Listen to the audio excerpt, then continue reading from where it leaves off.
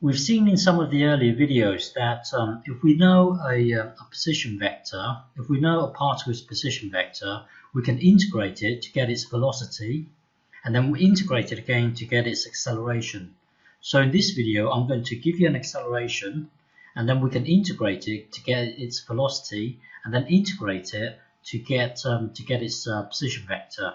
Okay, so for example, so now we are working in 3D space. So you're told that a particle has this acceleration at any given time. So if we want to know its path, if we want to know its vector, but if we want to know its position vector, we can integrate this. We can integrate it to get its velocity, and then integrate it again. That will then give us the position vector at any given time. Remember, every time you integrate, you're going to get a constant C1. Integrate it again, you're going to get another constant C2. So for example, hang on. So we're told that the acceleration is given by this, and these are the initial conditions. At time equals 0, the position vector, so the particle is located at 4, 0, 0, and its velocity at time equals 0 is this thing here. So now given its acceleration, we can integrate the component. So integrate this, that will then give us this, and then integrate this, that will then give us this, and then integrate this, that will then give us this, plus a constant vector. So its acceleration, integrate it, it will give us the velocity. So now use our initial condition. Our initial condition is that when time equals 0, the velocity is given by this. So we've got to work out this constant here.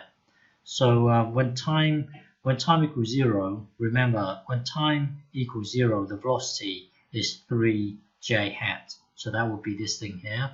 And then when time equals 0, if you put 0 into sine of 0 will be 0. So this thing disappears.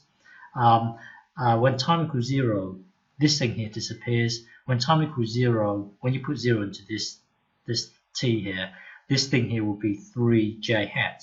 3j hat. So now that means that our constant must be 0 because this side equals this side. So our constant C1 would be 0. So this thing here would be 0. So our velocity will be given by this. So now integrate it again. So integrate it again. Hang on. Integrate it again. So that will mean integrate this. That will then give us this. Integrate this. That will then give us this. Integrate this. That will then give us this. And then we're going to have another constant. So going back here to our initial condition, remember we were given this right from the start. When time equals 0, it's positioned at this thing here. So when time equals 0, it's positioned at this thing here. Okay, so remember we started out with velocity, integrate it, that will then give us our position vector.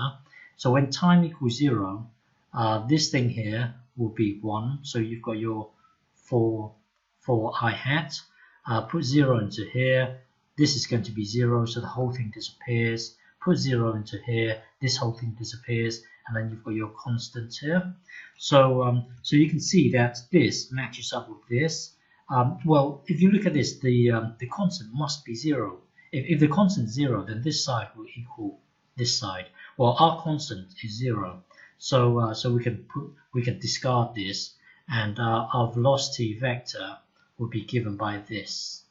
Our velocity vector will be given by this. So what that means is, well, if you get a 3D graph plot and plot this, it will give you this this path here.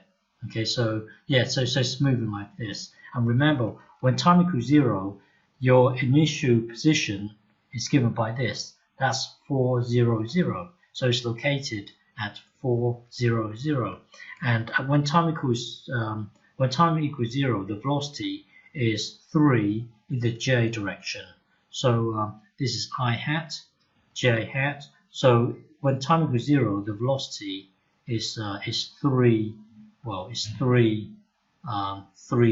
j hat. So initially our particle is located at this place, and it has an initial velocity of 3 j hat.